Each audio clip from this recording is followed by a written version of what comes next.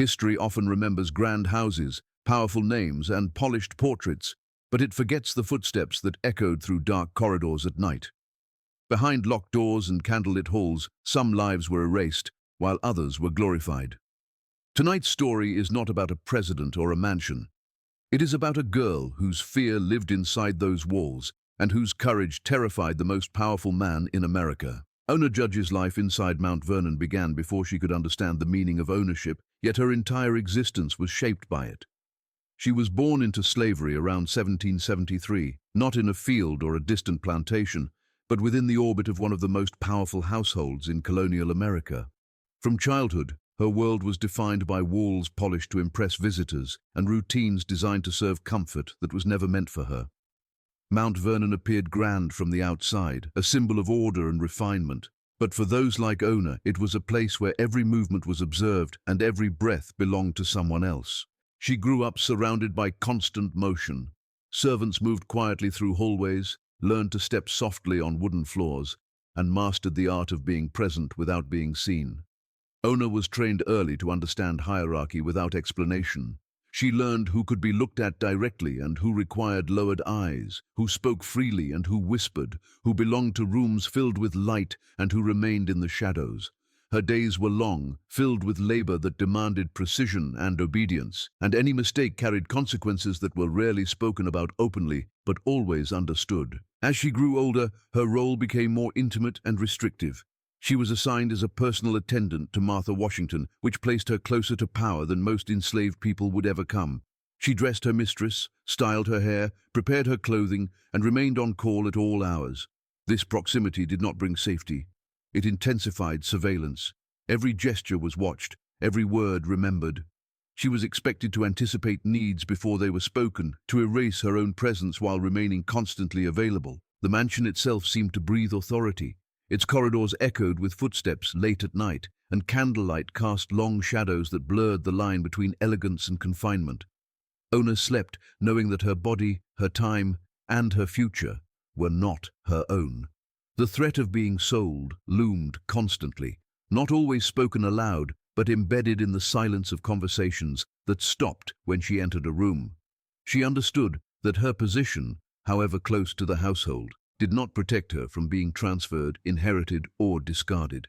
Mount Vernon was a place where contradictions lived side by side. Discussions of liberty and independence filled the air, spoken by men who shaped a nation, while enslaved children listened from doorways, absorbing words that were never meant to apply to them. Ona heard talk of freedom as a principle, not as a promise. She watched celebrations of victory and unity while knowing that her own life would never be celebrated, never acknowledged beyond its usefulness. Her youth passed within strict routines. Morning began before sunrise, evenings ended only when she was dismissed, and rest was always temporary. There was no privacy, no moment when she could belong to herself. Even her thoughts had to remain guarded. Trust was dangerous, and silence was a survival skill. The house taught her how easily affection could mask control, how kindness could exist alongside absolute power. As Ona matured, she became increasingly aware of her vulnerability. She learned that Martha Washington intended to give her as a wedding gift to a granddaughter, a reminder that she was considered property to be passed along like furniture or silver. This knowledge altered how Mount Vernon felt around her. The walls seemed closer, the air heavier. What once appeared stable now felt like a holding place before permanent separation from everything she knew. She witnessed enslaved families broken apart without warning. Children disappeared from the quarters, parents worked through grief without permission to mourn. These absences taught her more than any spoken lesson. She understood that remaining in Mount Vernon meant accepting an uncertain fate controlled entirely by others. The comfort she provided to the household was never returned to her, and loyalty was expected without protection in exchange. At night, the mansion transformed. Sounds carried farther, and fear had more room to grow.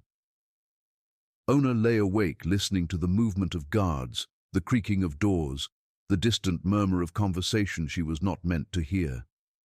She imagined the outside world beyond the river, beyond the estate, a place spoken of only in fragments by others who had traveled. Those thoughts became both comfort and torment, because imagining freedom made the reality of confinement more unbearable. Life inside Mount Vernon demanded emotional restraint as much as physical labor. Ona learned to control her expressions, to hide fear, anger, and hope behind practiced calm. Any sign of resistance could be punished, any suggestion of discontent could be remembered. Survival depended on appearing obedient while privately understanding the danger of remaining exactly where she was. The mansion shaped her, but it also trapped her in a role she never chose, a role that erased her identity and reduced her future to an object waiting to be claimed. And each passing day reinforced the truth that staying meant surrendering whatever chance remained to decide her own fate. The terror that shaped Ona Judge's life was not always loud or violent, but it was constant, pressing against her thoughts every waking hour. Enslavement at Mount Vernon was built on control that reached far beyond physical labor. Fear lived in routines, in glances, in rules that were never written down yet strictly enforced. From a young age, Ona learned that danger did not always announce itself. It waited quietly, embedded in normal days, ready to surface without warning. Every interaction carried risk. A misunderstood instruction, a delayed response, a moment of visible fatigue could provoke punishment. Discipline was unpredictable, and that uncertainty became its own form of cruelty. Ona never knew which small action might be interpreted as defiance. This forced her into a state of constant alertness, where even breathing felt measured. The mind learned to stay tense, prepared for consequences that might arrive hours or days later. The true horror of enslavement was the absence of safety. There was no guarantee that tomorrow would resemble today. Enslaved people could be sold to settle debts, gifted to relatives, or relocated for convenience. Families disappeared overnight, not because of death, but because ownership allowed it. Ona witnessed these removals repeatedly, watching familiar faces vanish from the quarters without explanation. The silence afterward was heavy, filled with grief that had no place to go. Sleep offered no escape. At night, fear grew louder. The darkness amplified every sound, every footstep beyond her door. She understood that her body belonged to others even while she slept. Dreams were often interrupted by reality, and rest never felt complete.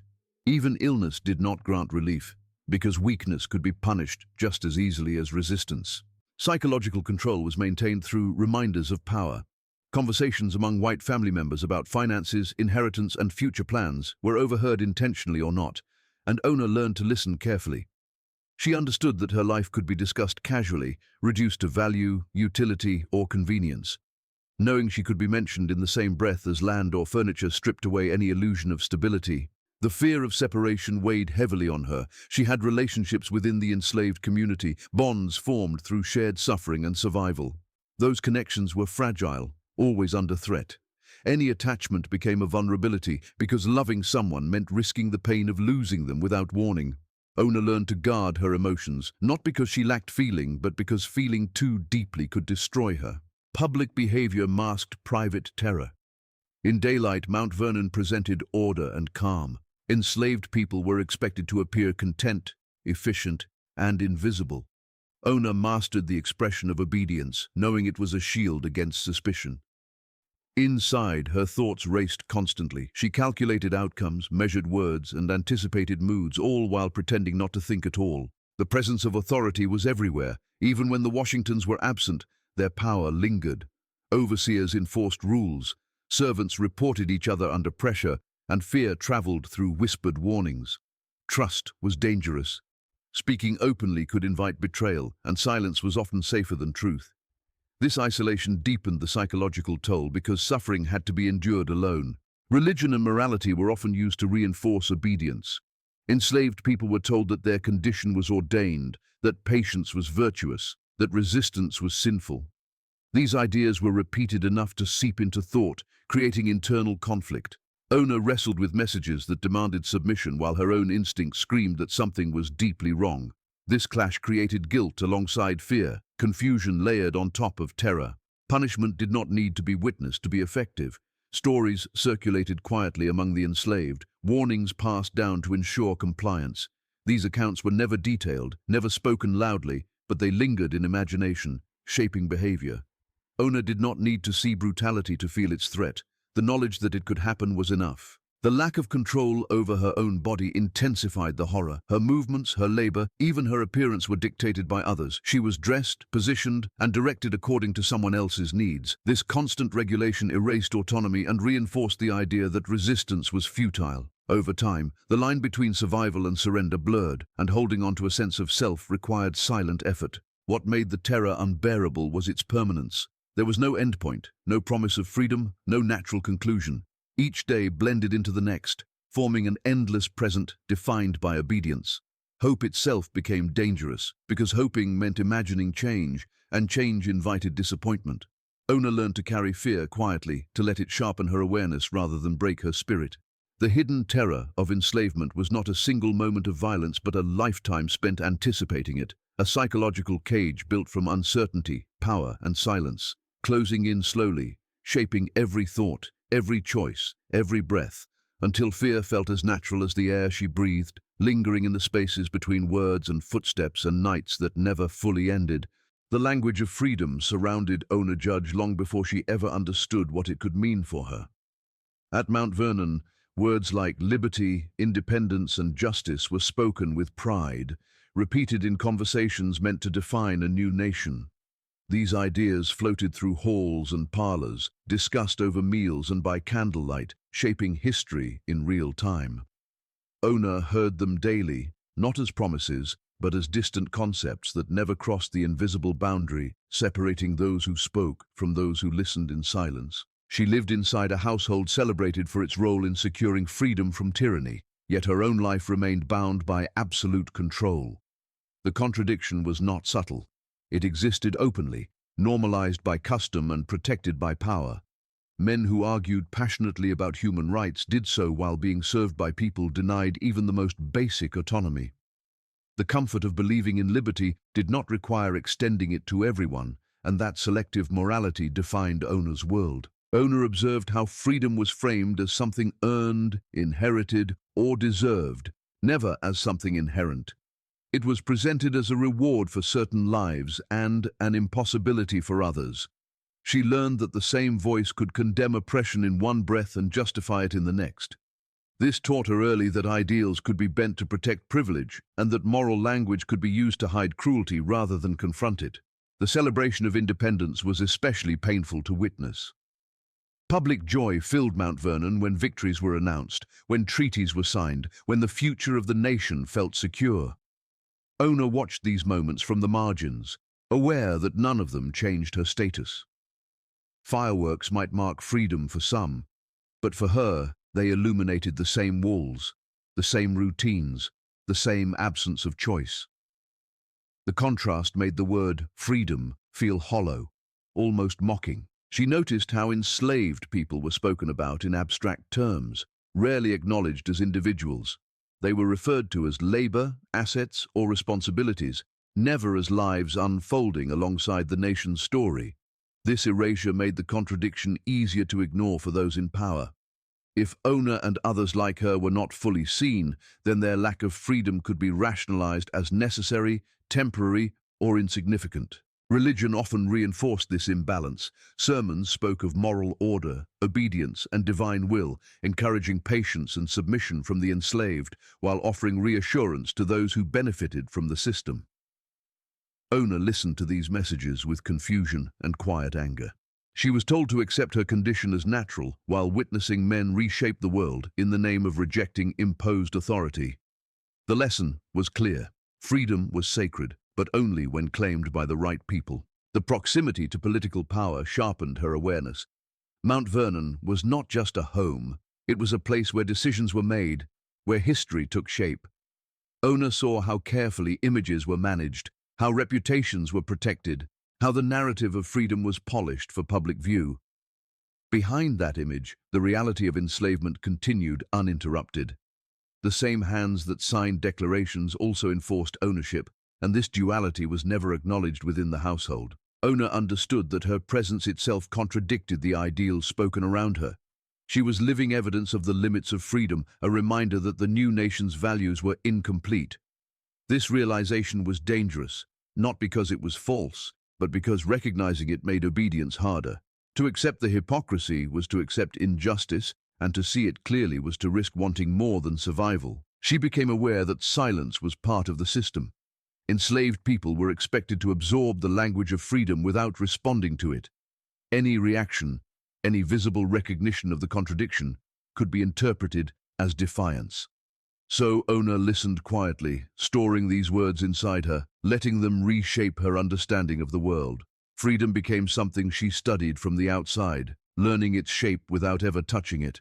The hypocrisy extended to the idea of legacy. Those who lived at Mount Vernon spoke often of how history would remember them, of the example they were setting for future generations. Ona wondered what history would do with her, if it would remember her at all. She sensed that her suffering would be edited out, that the story of freedom would be told without acknowledging the cost paid by those forced to support it. This awareness did not bring comfort. It created a tension that lived inside her, a constant reminder that the system surrounding her was built on selective truth. The more she heard about freedom, the more clearly she understood its absence in her own life.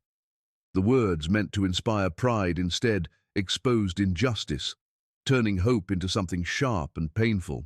Over time, the contradiction became impossible to ignore. The ideals spoken within Mount Vernon did not align with the reality lived there, and this dissonance planted a quiet resistance in Ona's mind. She began to see freedom not as a gift bestowed by others, but as something taken, something claimed despite opposition, something that existed beyond the carefully constructed image of a nation that praised liberty while denying it to those whose lives were spent maintaining that illusion, leaving her standing at the center of history's most celebrated promise, trapped within its most glaring betrayal. Listening to words meant to define humanity while being excluded from their meaning, carrying the knowledge that freedom could exist in theory and still be withheld in practice, and that understanding alone was enough to change how she saw the walls around her and the future waiting somewhere beyond them. The decision to escape did not arrive suddenly for Ona Judge. It formed slowly, shaped by years of observation, fear, and quiet calculation. Every day at Mount Vernon added weight to the knowledge that her life would never truly belong to her if she stayed. When she learned that she was to be given away as a wedding gift, the reality of her situation became impossible to ignore. She was not seen as a person with a future, but as an object to be transferred, and this realization transformed fear into resolve. Planning an escape required secrecy beyond anything she had practiced before. Mount Vernon was a place of constant surveillance where movements were noticed and routines tracked. Ona understood that any sign of hesitation or anxiety could raise suspicion. She continued her duties as if nothing had changed, masking her intentions behind practiced obedience. Each smile, each completed task, was part of a performance meant to convince those watching that she remained compliant. The opportunity came through knowledge gathered quietly. Ona listened when sailors spoke, when travelers passed through, when whispers about the outside world reached the servants' quarters. She learned about ships leaving for northern ports, about free black communities, about places where laws did not automatically return escaped enslaved people. This information was dangerous to possess, but it became her map. She memorized details, directions, and timing, storing them carefully in her mind. When the moment arrived, it was marked by urgency and fear rather than triumph. Leaving Mount Vernon meant abandoning everything familiar, including people she cared about. She knew that escape carried consequences not only for herself, but potentially for those left behind. This knowledge haunted her, but the alternative was a lifetime of captivity with no guarantee of stability. The risk of freedom outweighed the certainty of bondage. Her escape relied on help from free black sailors and allies who understood the danger she faced. Trusting others required courage, because betrayal could mean capture and punishment. Ona had been taught to fear exposure, yet she chose to place her life in the hands of strangers because remaining where she was meant surrendering her future entirely. This act alone defied the system designed to keep her isolated and powerless. Once she fled, the response was immediate and furious. Her absence was noticed quickly, not because of concern for her well-being, but because her escape represented a challenge to authority. Orders were sent, letters written, rewards offered. The most powerful household in the nation mobilized to retrieve a single young woman who had dared to claim ownership of herself. Her act transformed her from property into a threat. Ona became a hunted figure. Her name circulated in ports and towns, carried by men tasked with capturing her. She learned that escape did not mean safety. Each knock at the door, each unfamiliar face, carried the possibility of discovery. She had to change locations, limit contact, and remain constantly alert. Freedom, at least in its early days, felt fragile and incomplete. The pursuit revealed the extent of the system's reach. Even in places where slavery was restricted, laws and influence could still be used to force return. Ona discovered that freedom on paper did not always translate to protection in reality.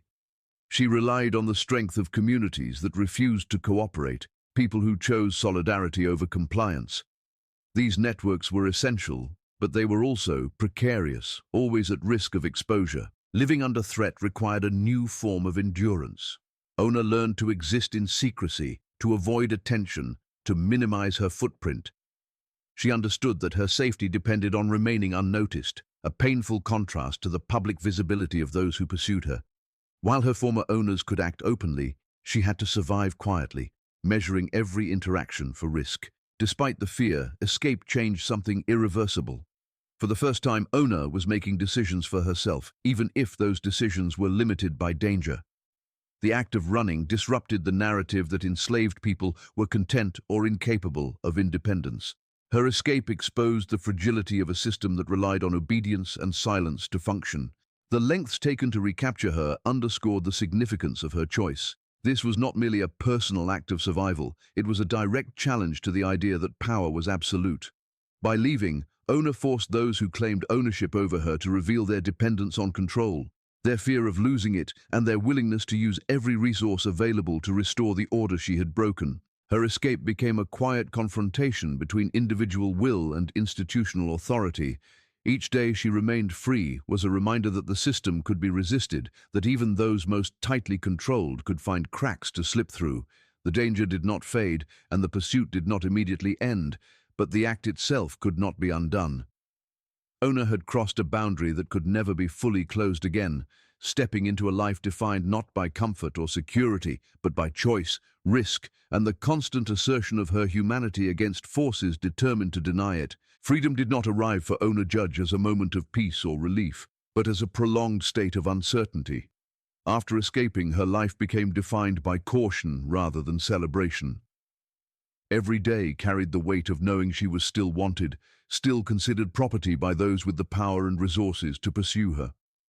The outside world was larger than Mount Vernon, but it was not free of danger, and Ona quickly understood that survival now depended on invisibility. She settled in places where free black communities existed, spaces built on mutual protection and shared risk. These communities offered shelter, work, and a fragile sense of belonging, yet they also lived under constant threat. Anyone could be questioned, pressured, or bribed into revealing information. Ona learned that trust had to be earned slowly, because one careless word could unravel everything. Freedom demanded vigilance as relentless as the fear she had known before. The attempts to reclaim her did not stop quickly. Messages continued to circulate, carried by officials and agents acting on behalf of powerful interests. Ona was aware that her name was being spoken in places she could not see, that descriptions of her appearance were being shared, that her existence had become a problem to be solved.